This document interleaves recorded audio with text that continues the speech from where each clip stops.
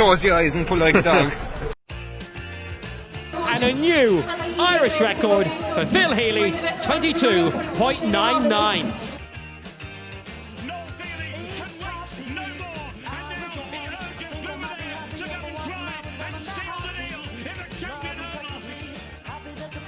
Christy Cooney hands over the Sam Maguire Cup to Graham Canty, Cork All-Ireland champions for the 7th time ever. Hello and welcome to the Star Sport Podcast. My name is Jack McCarran of the Southern Star and I'm joined as always by Star Sport editor Kieran McCarthy. On today's podcast we're chatting to the man Ireland captain Johnny Sexton still has nightmares about. Bantry's Fineen Wycherley was enjoying a breakout season at Thomond Park before sport came to a screeching halt recently, and he spoke to Kieran a little earlier about his ascent to the Munster first team squad. But before we hear from Fineen, we have some exciting news to bring you all. Close your eyes and pull like a dog.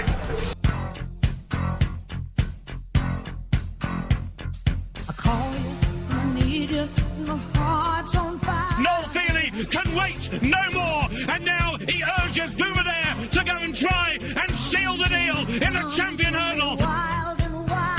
And a new Irish record for Wycherley, 22.99. There it is, and it's all over. And Cork are the All-Ireland football champions for 2010.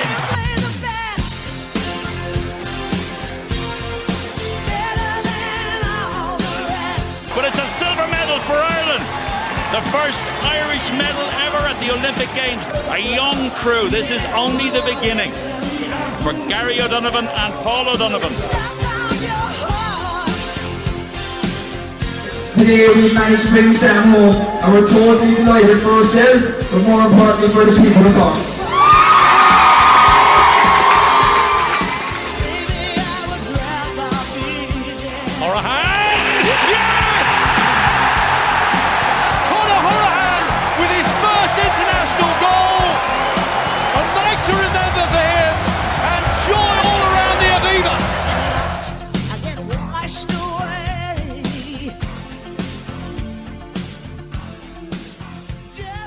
Yes, from next week we're launching a new series across the paper, website and podcast where we're going in search of the best in the West. We want to find out West Cork's favourite ever sports person. Kieran, you might be able to share some of the details with our listeners now. Yeah, Jack, it's aptly titled Best in the West, and like you said, we're looking for West Cork's greatest sports person. So what we're doing, we're going back over the last 50 years. We're going to keep the last 50 years. Otherwise, you could have 32 people in the running for this. There's been such a depth of talent in West Cork. So in not this week's Southern Star, but in next week's Southern Star, which is Thursday week, we will be unveiling and announcing the short list of 16 local sports people who are in the reckoning and the running for the best in the West crown. And how it'll work then, we will do a live draw on our podcast next week, and we're going to kick it off with Twitter polls after that, and we'll whittle it down from 16 to 8 to 4 into the grand final for the top 2 West Cork sports people as voted on by our readers, listeners and the great people of Twitter. We'll be left with 2, and then we'll crown our greatest ever sports person. So I'm fierce excited, Jack, to be quite honest. With our Pitch Perfect competition there a couple of weeks ago, and that was hugely successful. Kind of tweet impressions alone, there was 1.31 million tweet impressions. So that just shows the appeal that Pitch Perfect competition had, and the beauty of Best in the West is it's all the sports. So think of your GA, your rugby, your soccer, your row bowling, your motorsport, your athletics, your everything. We could have West Cork sports people from those sports in the last 16. So going to be a bit of fun over the next couple of weeks with all of our favourites. We can't say who's in the reckoning now because we have that short list. It's in a safe and it's locked and it's been put away till Thursday week Southern Star. But it's the creme de la creme of West Cork sports people, and you know, Jack, kind of the hardest decision here has been leaving people out of this last 16, and it's caused a good couple of arguments with the judging committee at the moment. Kind of we all have our thoughts on who should be in and who shouldn't be in. So I think the last 16 are the best of the best, and they're certainly the best in the West. Yeah, absolutely. Well, you say it's been locked away in a safe, but it's still changing every now and then. I've seen you go back to that safe and open it up with your key, and the names have been changing as the last few days have passed, because obviously you've been canvassing the great and good of West Cork sport to get their thoughts on it. So yeah, I'm really excited to see what the final list is, and I'm sure there'll be arguments and debates across social media over the coming months, but it is really exciting.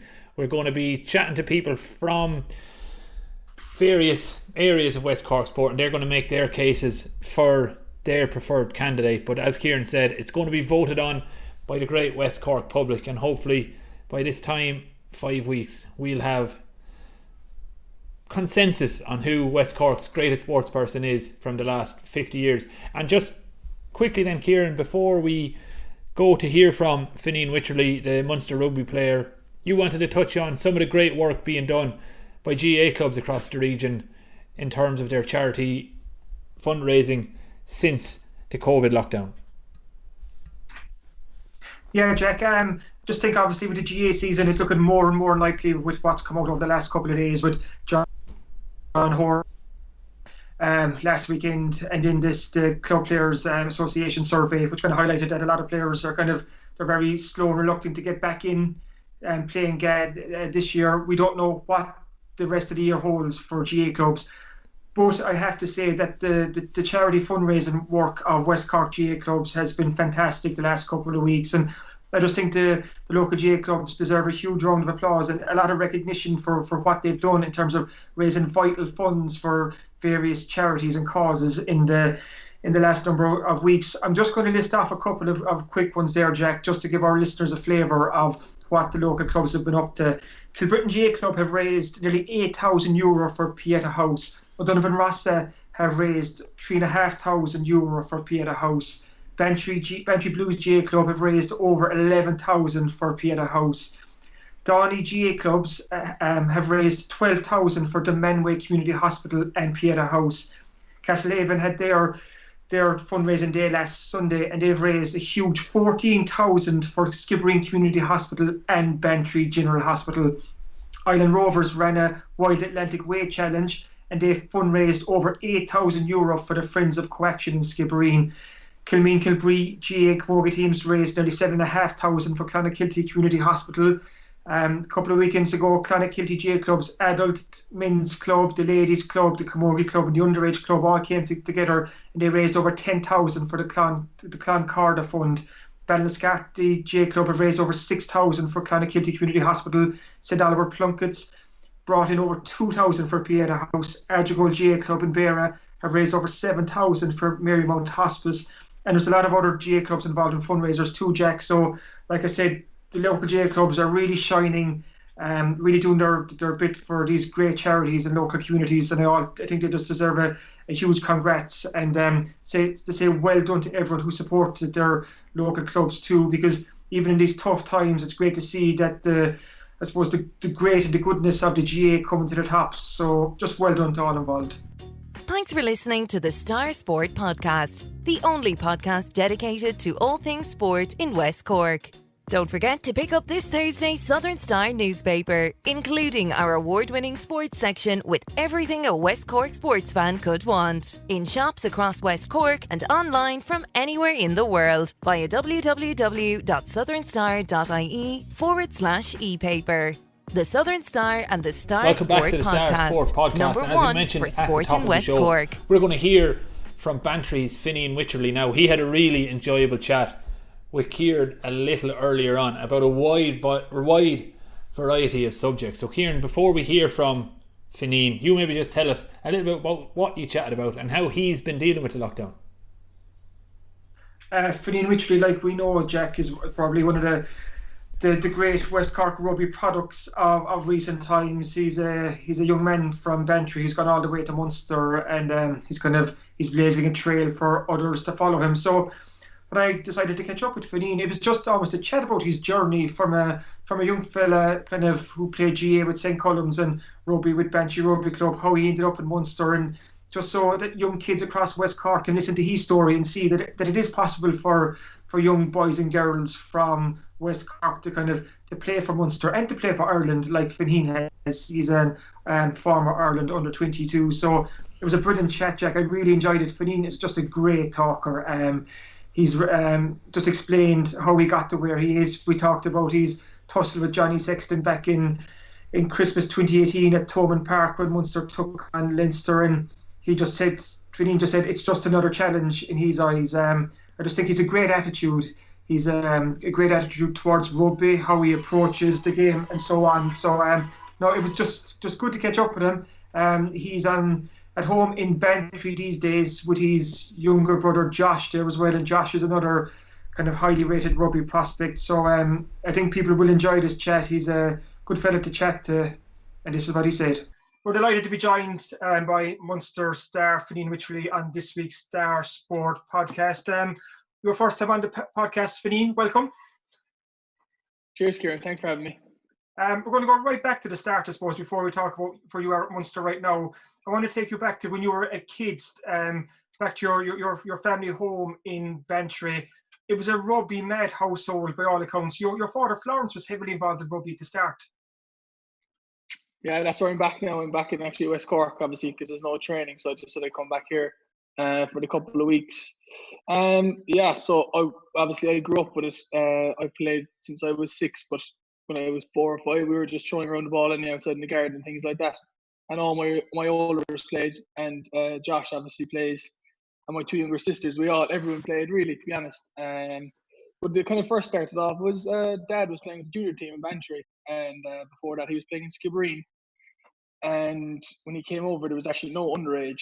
And obviously, I had a couple of older brothers, and he was very keen for them to play rugby. And him and a couple of his friends, Eugene McCarthy and a fellow called Philip Walters, a few others, they all came together. They had sons around the same age, and they decided just to set up the underage team then, and that's how it kind of kicked on. And obviously, as it grew, my older brothers would only played with 5 or 6 lads probably in their team, and as I got on, then there was probably 10 or 12 at training, and there might be 13 or 14 show up for a match. And we might have to, borrow a few lads from the GA team and things like that on the way. We pick up lads on the way to matches, that's the way it was.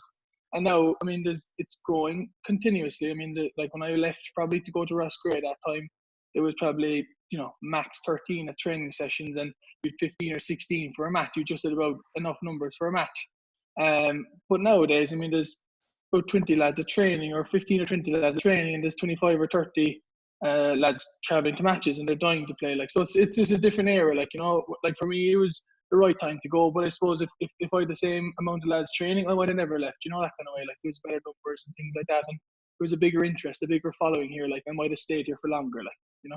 When you go back, let's say, kind of 10 years ago, and a young fella kind of grown up around Bantry, and I know you played with St. Columns. That was a time, I suppose, Canty led from Bantry Blues, led Cork to the All-Ireland, and GA is such a big part of West Cork.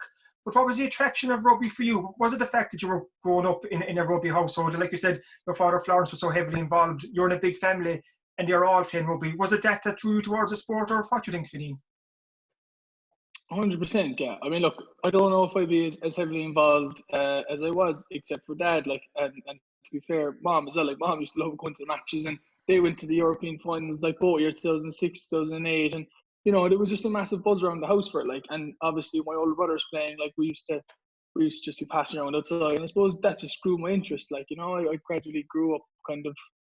I think then around 10 or 11, I really wanted to. I was watching so much rugby at the time, watching all the matches and watching, Paul O'Connell and Nicole O'Callaghan and Stringer and all these guys, and then I just wanted to be like them, I almost wanted to just grow up and be like them, playing Thomond Park in the big days, and being a part of such a massive thing, because obviously when you're younger and you're down here, you don't really get involved in it as much, and then there's a couple of families were kind of interested in the time, and I kind of grew off them, and I kind of was watching, obviously, the matches and things like that, and Dad was a massive following, and I suppose it just kind of over time just built up the interest and built up the kind of crave to be a professional kind of eventually, We have to mention your GA career. You obviously played with St. Columns, like I mentioned earlier, for up until you were under 16, I think. And I remember doing a piece for the Star a couple of years ago, and Emmett Fawn said you were the first fella he knew that brought protein shakes to underage games. He said you were the model pro even back then. Kind of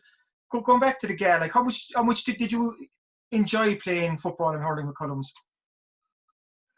I loved it. I loved it. I mean, it was literally just too much road for mom, and things like that. And dad is off kind of working and stuff. Mom would be dropping us into town for a training session with Bantry, and then you'd be back out, for a match at 7:00 with St. Columns. And, then we started getting into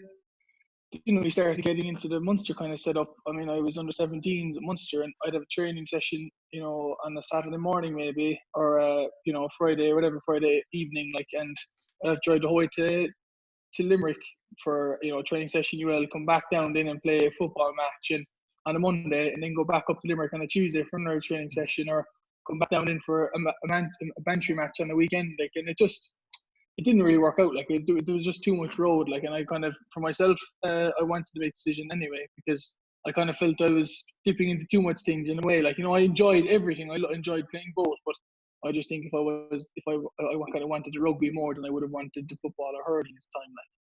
I know we're going back to your 14, 15, 16, and you were playing both sports, but you were very driven even back then. Eugene McCarthy told me a story before about you broke your wrist, was it on a Saturday, and by the Monday you were trying to get back in the gym and you were asking him, what can I do? But did you even notice yourself back then that you were just mad for road? You just wanted to train, you wanted to get better, you wanted to do whatever you could to kind of take those next couple of steps to get you to where you wanted to be? I suppose, yeah, but there was actually a good gang of us at that stage too. I remember there was, I can just name you a few, a few lads I'd be close to, like Dylan Murphy and Kevin Holland and Kieran O'Sullivan and Ian Hurley. There was there was 4 or 5 of us that were very driven in it, and I built off them, but I was also just very hungry myself, I suppose. And obviously with the whole hand thing, it was kind of just probably a bit madness. It was just kind of, I was kind of almost bored. I was so disappointed, obviously, with the injury, and I kind of just wanted to be doing something to keep my mind occupied. And I suppose, yeah, I just kind of drew off them. I kind of drew off those other lads as well, because they were very dedicated and very hungry to be the best as well. We were all kind of in that underage kind of cadet system with Munster, and Eugene was obviously our coach with them, and he was obviously the coach with Bantry. So it was very easy for us, to kind of link with Munster, kind of the Munster ins and outs with Eugene, but also, we get extras off him, and he kind of pushed us along and helped us a lot, When you went into that gym on the Monday to kind of wanting to do extra work, what did Eugene say? Was he actually there when you went in? Did he say, Jesus, Fineen, will you just go home? Or did he let you work away in different bits? Or? Yeah, it was actually Frank Conray. He was our gym instructor at the time, and he was very much about stretching and things like that, and I wasn't very flexible. So basically what he used to say to me was that, we're not going to be able to do a whole pile of, press-ups or anything like that, obviously, with my hands. So it was just, for me, for that couple of weeks that I was injured, it was very much just stretching, and which is very important when you're younger as well, because you're obviously playing so much sports, and you kind of forget to stretch and warm down and cool down and, just become a bit more flexible in yourself, and that's what I kind of focused on for those couple of weeks, was just mainly just stretching and trying to build up my lower body as much as the upper body is, Your adventure then, or your career path took you on to Roscrea, like you mentioned earlier, kind of playing in the Leinster Schools Cup above, and then into the Munster kind of scene. Just talking a bit about that pathway through from a young fella from outside Bantry to Munster. Kind of, was it hard at the time? Was it easy at the time? It was difficult. I think I was in the club system at the time, and obviously there was a big decision: do I move across to the school system and leave the club system? Because I obviously loved playing with Munster clubs, and I loved the whole system, and I loved the summer there, and it kind of came to a stage there where it was if I played the interpros at the end of that summer with the clubs, I wouldn't be able to play with the Leinster schools then in Roscrea. And sure, if you're going to school like that, you can't really not play the rugby. So it was kind of, for me, it was a difficult decision just to go, look, I'm gonna miss the interpros this year and just put the head down and try to play as much rugby as I could in Roscrea that year. And so delighted that I did. We won the Senior Cup obviously that year, and the year after we got to the final. And I don't think without that exposure, I don't know if I'd be where I am today. And I loved the school, and I loved how much rugby we played, and I just found that it kind of slotted in so easily for me. I kind of fitted in there so easily. But the most hard decision was probably was leaving behind the club's system and leaving behind the club interpros after training for the whole summer with the team, and having to make that kind of selfish decision. Obviously with mom and dad kind of helped me with that decision as well at the time. The idea was that if I go up to Roscrea, I'll play way more games than just 3 games at the end of the summer, and hopefully that will kind of spur me on to get back into the 19s and 20s, which it did eventually, Because if you go back to that time where you made that decision to go to Roscrea, we're probably looking from a West Cork point of view. Darren Sweetenham was the only kind of local lad involved in the Munster setup. Like now, it's a different scene totally with yourself and Josh and John Hodnett and Jack Crowley's there, and obviously Liam and Gavin Coombs. But as a young fella around 15, 16, to make the decision to go to Roscrea, kind of like we said there, the path wasn't as clear as it was now. So when you look at someone like Darren Sweetenham, who proved, okay, you can be from West Cork and you can get to make an impression with Munster. Like, was it someone like Darren who showed it was possible for someone from West Cork to play at that stage? Oh yeah, definitely. I mean, like, look, Darren at the time was obviously thriving, and he was in the academy and things like that. Like, he was pushing into the senior team, and you'd be obviously watching them and watching him, like a fella from the Manway, to push through and to making a kind of burst on the scene. But for me, my grandfather actually went to Roscrea, and when the opportunity kind of arose to go up there, and obviously with mom and dad's support, like, to get me there and things like that, like, they made a lot of sacrifices to have me there, and it was kind of a no-brainer in ways. Like, you know, probably the kind of hardest decision was just missing the pros, but after that kind of decision was left behind, I was delighted and really excited, like, to be up there. Like, you know, it was just a change, like, it's something different, and it was obviously tough, like, for the first couple of months, like, being away from home, like, 3 weeks at a time and just constantly training and playing. But I noticed myself, like, my personality and my drive for the sport, like, just only increased. Like, it was obviously, it was a certain level, but as soon as, like, I had just a constant training regime, you know, gym, running, rugby after school, and then study as well, it slotted in very much my personality, and I really enjoyed it. Like, what I think probably from the main difference probably up there was just the numbers of training. Like, you know, it was just way more competitive. Like, you know, like, rather than kind of, you know, 5 or 6 lads in a circle just kind of popping your own ball and trying to make as much as you could kind of leeway, you can't really do a whole pile with 5 or 6 lads at a training session. Whereas when I was in Roscrea, I remember for the first year there was probably 30 lads at a training session, and you might have 5 or 6 different second that you're all competing against, and you're trying to be the best, and you're trying to start, and you're all kind of looking over your shoulder, and that only improves you as a player, like, you know. Then obviously, then kind of, you said Roscrea went quite well for you, went very well, in fact. That opened the door back into the Munster scene then. So what was the step from Roscrea into Munster, and how did you kind of come up through the ranks there? Yeah, so then obviously it kind of came to the end of that year, and I kind of decision whether to go back to Munster when Colin Mack was the coach for the under-19s, and he approached me to, like, come back and play with them, and I said, geez, yeah, definitely. I was gunning to play with them again, like, and then I came back and I played trained with them for the whole summer, and then we had the Interpros. We won the Interpros that year, and then that was kind of just, it was normal enough system to everyone else. Then I played with them for the summer, played the Interpros. Unfortunately, I didn't make the 19s. And then my kind of main goal for that, then after not making the Irish 19s, was just make the Irish 20s, and that was kind of, for when I went into 6th year, my goal was to try to get as far as we could in the senior cup again, like, with start, and try to play my best rugby in that year. And luckily enough, like, I kind of was lucky with injuries and things, and I got a lot of starts, and throughout the year, like, I played quite well. And then I got into the Irish 20s team again with the Interpros for the summer, and then we got into the Munster 20s, and then I got into the Irish 20s then, and then played the Six Nations. I was lucky enough to start the games in the Six Nations and in the World Cup, like, so it kind of went all well from there on, really.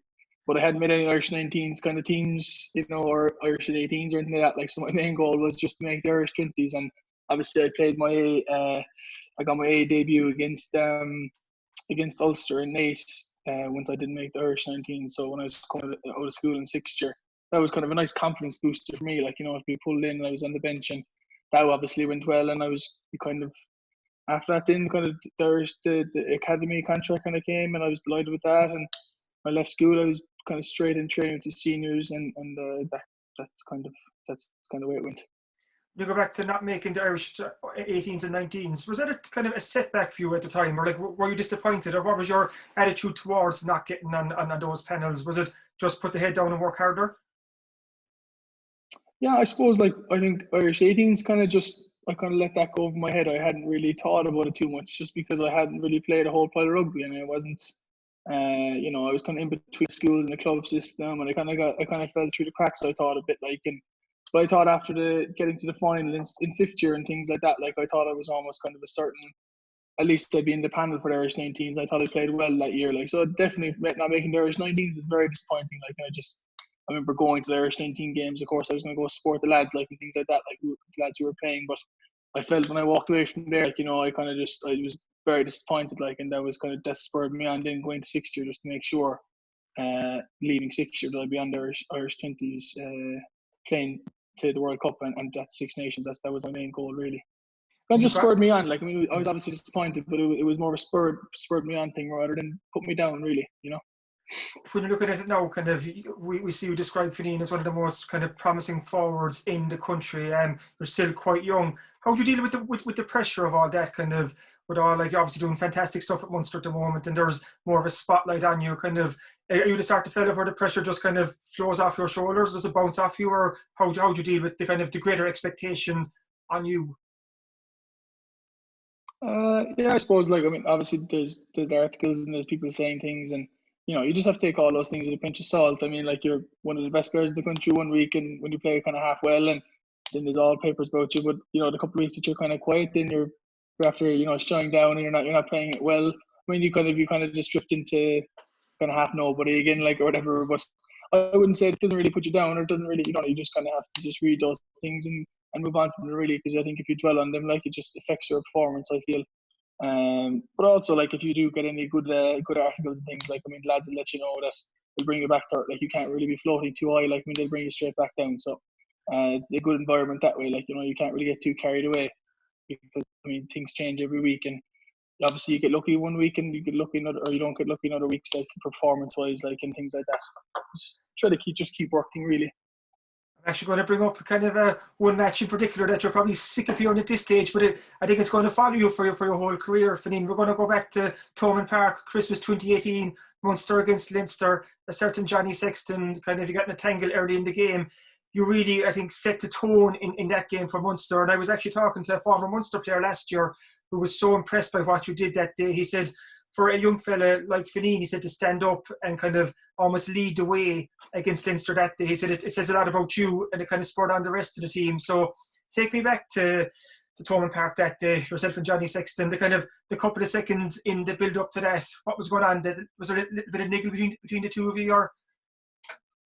No, it wasn't at all. Like, it was, for me, like, it was just another tackle, but obviously, like, it was just because I was younger on the team, and it was probably my first start, and there was a bit of expectation. You know, I remember that week there was a few articles going around thinking, like, you know, I don't know if he's ready and things like that. And, you know, there was probably just a bit of a, you know, a highlight around my name, and that's why when there was a bit of a big enough hit or whatever, like, and it was just a tackle, I mean, people just blew it out of proportion. I felt a small bit, but obviously for me it was just a kind of a settler. You know, I wanted to try to, as best I could, kind of lead the team and try to, you know, just try to get through it as best I could, like, you know. And I thought after that, then I could, the nerve kind of settle, because of course I was very, very nervous. Like, you've gone to those games all my life to watch them and watch other lads go with the family, and you enjoy those days, but you never think you're actually going to be there.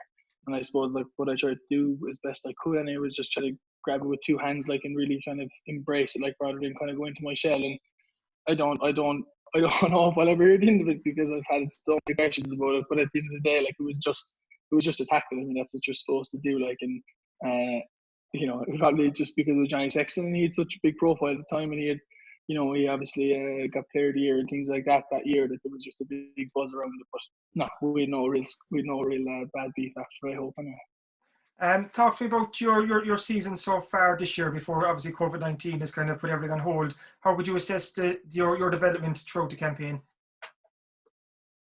Yeah, I've been happy. Like, I mean, you know, this year was my first European start, like, and those days are massive, you know, like, me in Thomond Park, and you know, it's nice. It's just nice to get your first start in Europe. But I think overall, I've been lucky. Like, I mean, obviously, and the downfall for other lads, there's been a few injuries, like with JK and Tig and stuff, and they've been out for a long time, and that's kind of given me a bit of a window to get a few starts in, you know.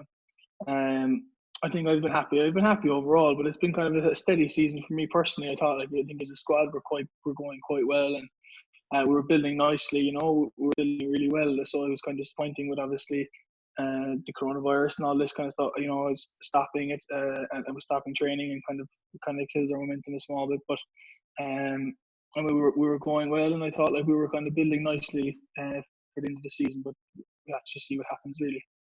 You're back home, like you were telling us earlier. How do you keep yourself ticking along through all this kind of lockdown? Are you training away at home? How are you passing the time?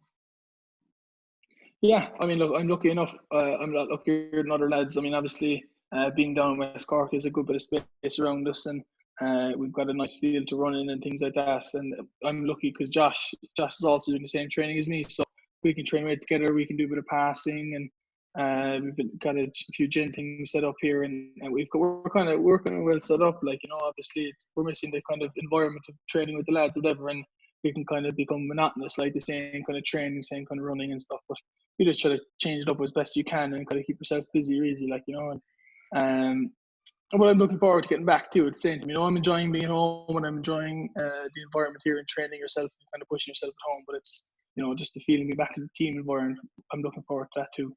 You mentioned Josh there, and I kind of mentioned earlier the likes of Liam Coombs, Gavin Coombs, Darren Sweetenham, John Hodnett, Jack Crowley at the moment. I suppose Laura Sheehan and Inya Breen on the women's side. The growth of West Cork rugby in the last couple of years, Fineen, has been nothing short of phenomenal. I know it's not as easy as kind of attributing it to just one thing, but what do you put it down to, the sudden kind of, I suppose, explosion of rugby in West Cork? I don't know. I suppose every time we talk, there's always 2 or 3 lads after pushing on, and the list is just getting longer. How many people are really pushing into the team in the girls' side and also the men's side, and I suppose it's just down to the amount of people who are playing. I think just obviously the ratio is higher. If there's more people training, more people playing, there's going to be more people play for Munster and then be pushing on into sport, like, and as I was saying earlier, like back in my time, like there was very, very little, training and playing. But nowadays, I mean, there's way more people, and there's even there's kind of almost a move across the rugby from the GA at the moment. Anyway, like, there's a massive following, and I suppose obviously with Irish success and even like Leinster success as well. People watching, big teams playing well and Munster playing well, and seeing these players who can come from someone like Darren Sweetenham or Gavin Gav and Liam there coming from Skibbereen and becoming this kind of player on the TV and watching them play well and getting man of the matches and scoring tries and celebrating in a big crowd. I mean, people just kind of thrive off that, and I suppose young people nowadays they're eager to be like those like Darren Sweetenham and Gav and Liam and things like that. Like, whereas man gives them a bit of hope almost, coming from a small place in the country like West Cork, that you can still play for Munster and play for Ireland and things like that. You made a great point there, Fineen. Like, what you've done, you've shown it's possible, like you said there, for young boys and girls from West Cork to kind of to play on the big stage, whether it's Munster or Ireland and so on. But what's important too, I think, is there's some great people involved in West Cork rugby. We talked about Eugene McCarthy earlier. Like, he's done super stuff for Bantry rugby, and we're quite lucky in West Cork that there's great people in a lot of our local clubs, and they played a huge role in all of this as well. Yeah, I mean, when I was younger, I know you just training. He's still very much a part of it. Like, but I mean, only for him. Sometimes, you don't know where if you'd be there. Like, he kind of push you on. Like, and he was very, very interactive with us. Like, he'd always kind of take us for extras, and if he thought you needed to improve on something, he'd let you know. And like, there's many parts of the country that they don't have those kind of people who are hungry to make you better. Like, because obviously training a young team, you can either be very enthusiastic and interactive with them, or you can kind of fall into this thing where you kind of just get through the training session. You don't really mind if they play well or they play poorly. It's just kind of being involved. But to actually push on and be better at the sport, like, you need to give them constructive criticism and you need to be interactive with them, And I think at the moment, Damien Hicks is doing the underage training. And I think he's exceptional as well. I've been out to a few training sessions with the young people, and it's just excellent to see how much kind of, how training is expanded and how they're kind of pushing themselves at a younger age for their passing. Their passing is way better than it was when I was that age. Their contact, their communication, their enjoyment, and it is probably even better than it was back in those days. Like, so I suppose we are very lucky, like in this part of the country, that we have very motivated coaches and very motivated parents to really encourage them to be better at sport and play sport, like, and be active. What's the best bit of advice you got when you were a kid? I suppose the best bit of advice that I've got as a kid, it's just, I think, probably ask. I always found it difficult to ask questions, and probably just put myself out there. I always found it difficult to do that. But I remember I was at a meeting before, and they said, like, what's the worst that can happen? Like, you're not gonna, no question is stupid. Like, if you don't understand something, just ask. And there's actually a lot more people out there to help than you actually think, and you kind of fall into this, oh, geez, I can't ask a question, or I can't, it's probably stupid to ask that question, but it's not. Like, no question is stupid. And there's way more people out there to help you rather than not help you. Like, there's more people that want to see you do well than put you down. Like, so what I would say is just kind of ask questions and ask for help if you need it, because there's actually more people that want to see you do well than want you to see you poorly, like, or don't want you to succeed. There's way more people that want you to succeed and do well in the community. When you get back on the rugby field, whenever that will be, what's the hope, goal and targets for you in the next couple of years? What are you hoping to do? I think just probably for me, the short-term goal is just improve on me and my sport, like, and try to improve my skills and get the best out of myself. But probably from a team point of view, I just want to bring as much as I can to Munster and bring as much as I can to the team, and gradually kind of build myself up to be kind of a starter in the rugby team, of course, like, which is every player's goal. Like, and ultimately, whatever happens after that happens. Like, I suppose, first of all, I want to be kind of a starter in the Munster squad, like, and then go from there. Do you actually feel you're very close to cementing that position as a starter, or to be one of those first names on the team sheet, Fineen? How close are you to that? I hope so. Like, I think I'm probably still a bit young yet, like, or whatever. I think I can over the next probably couple of months when we get back. Like, I just have to see where I'm at compared to other lads, and obviously I've worked hard for this window, try to be back in the best shape and the best physical shape as I can. And there's probably a few improvements. I'm still kind of a bit fresh to the game. I know I've got a few caps, but I probably haven't got as many starts as I want, like, to really push on. And I think, like, ultimately those games, like the starts against Ospreys, I learned a lot about myself in Europe. And those are the games you want to play. Like, you want to be starting in the big games in Thomond Park and really be pushing yourself there and testing yourself, because sometimes coming off the bench you kind of get a false hope. It's a bit different. It's something like the Racing game when I came off 15-20 minutes and you feel great, but you realise, like, in 80 minutes compared to 15 or 20 minutes is totally different to Europe. And I think that's where you properly test yourself by getting into that starting team, and I'll see where I'm properly at. No doubt, kind of seeing how far you've come in the last couple of years, you've no doubt you'll be there for a long time to come. Fineen, come here. Thank you so much for giving us your time, and stay safe, and we'll talk to you again soon. No problem. Take care, and cheers for having me on. Thanks for listening to the Star Sport Podcast, the only podcast dedicated to all things sport in West Cork. Don't forget to pick up this Thursday's Southern Star newspaper, including our award-winning sports section with everything a West Cork sports fan could want. In shops across West Cork and online from anywhere in the world via www.thesouthernstar.ie/e-paper. The Southern Star and the Star Sport Podcast, #1 for sport in West Cork. Welcome back to the Star Sport Podcast, and before we wrap up this week's edition, Kieran, you're going to tell us what we can expect to read in this week's Southern Star Sports section. Yeah, Jack, another action-packed sports section on our way on Thursday morning, and I'm actually really excited about this piece. When I was told about a former Arsenal trainee who played one season with Adrigole GA back in 2007, it perked my interest. So tracked down Wayne O'Sullivan, he's living in England, to talk about that one season, like I said, 2007, when he came to Adrigole, that rural Beara GA club, and played with him for the year. It's just a fascinating story how a former Arsenal trainee who was in the same group as Justin Huyse and Sebastian Larsson at the Swedish international, and David Bentley was the year ahead of him in Arsenal, and he was in the same group actually as Stephen Bradley from Irish soccer. So to find out exactly, to find out how Wayne O'Sullivan played with Adrigole, what his links were, and it turns out his father, Patrick O'Sullivan, is an Adrigole man. So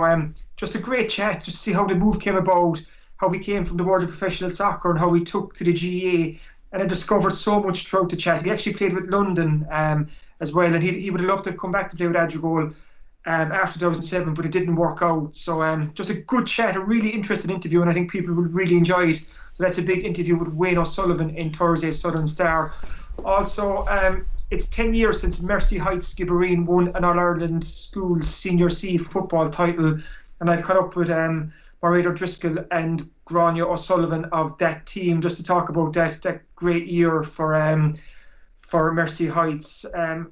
Mercy Heights doesn't exist anymore when the three schools in Skibbereen amalgamated a couple of years ago, so that's the only football All-Ireland that school ever won. And it's just a great story as well and a great tale. So that's another good one in this week's Southern Star. We have an interview with Carbery Rangers and Cork footballer John O'Rourke on his thoughts on the GA season at the moment, what will happen and the feasibility of the season coming back online.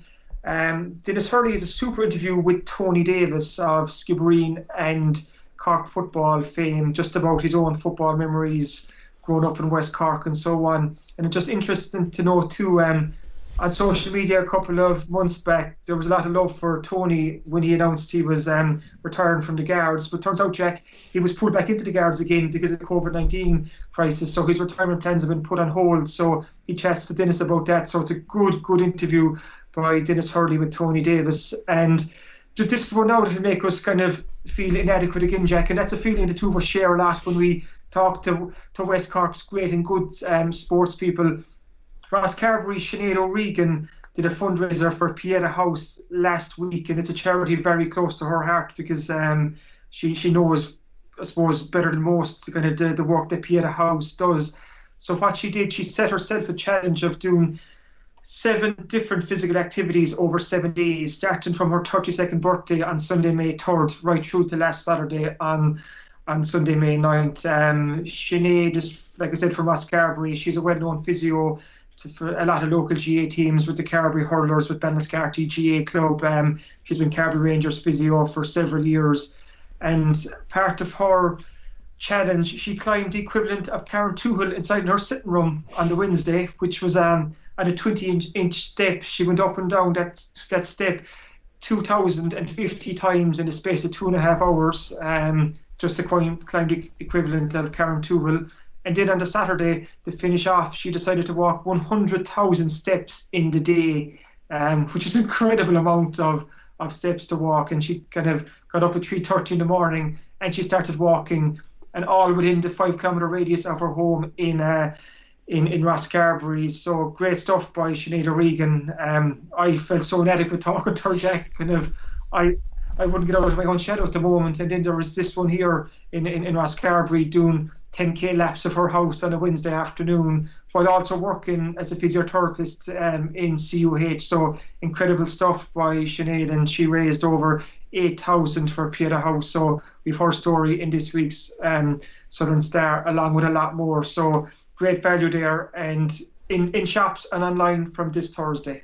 Yeah, as Kieran mentioned, the Southern Star will be available to purchase in shops across West Cork and beyond from Thursday morning. And if you can't make it to the shops for any reason, just go on to www.thesouthernstarTV/e-paper and you can read the Southern Star on your computer, tablet or smartphone for less than €2 per week. And Kieran, you mentioned your feelings of inadequacy just now. How has your exercise in lockdown been going? Have you been getting out for walks? Have you taken back up the running?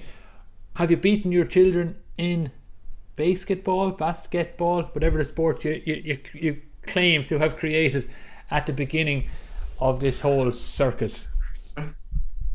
Basket-ball hasn't been played in a couple of weeks now, to be honest, but it's mostly just walking, Jack, to be honest.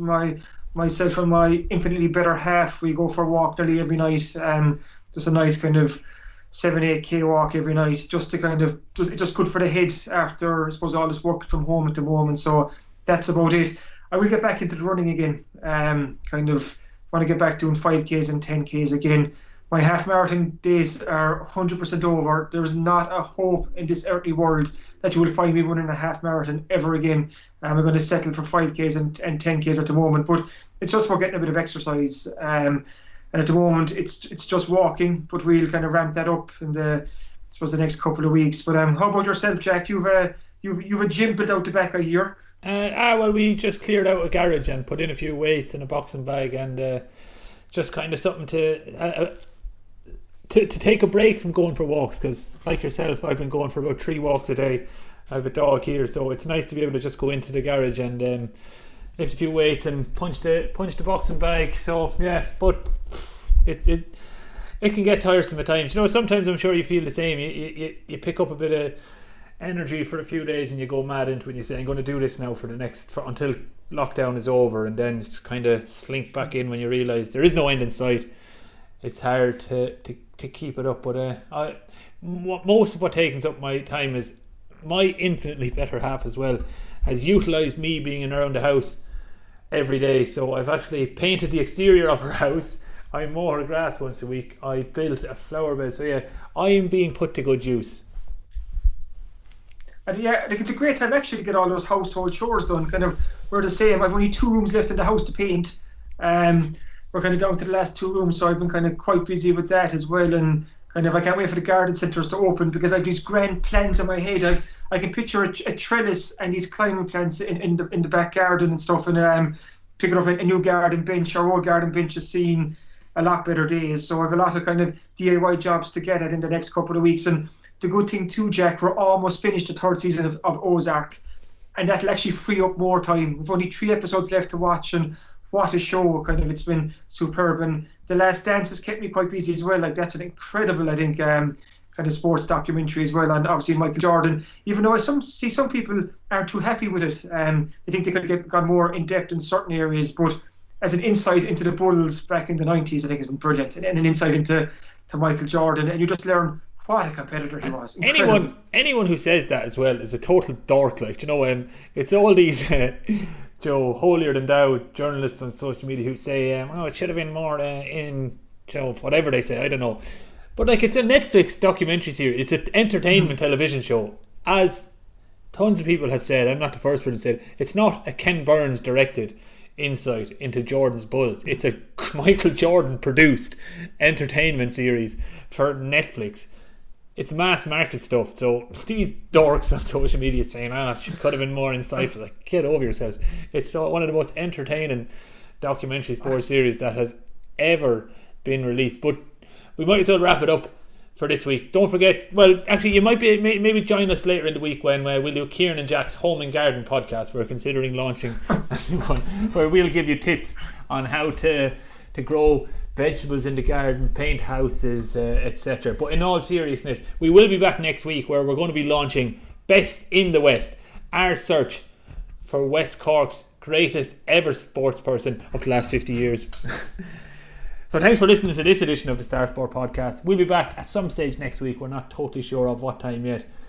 If you enjoy these shows, please make sure to rate, review and subscribe on iTunes, Spotify, YouTube, Acast, Stitcher or wherever else you listen to the show.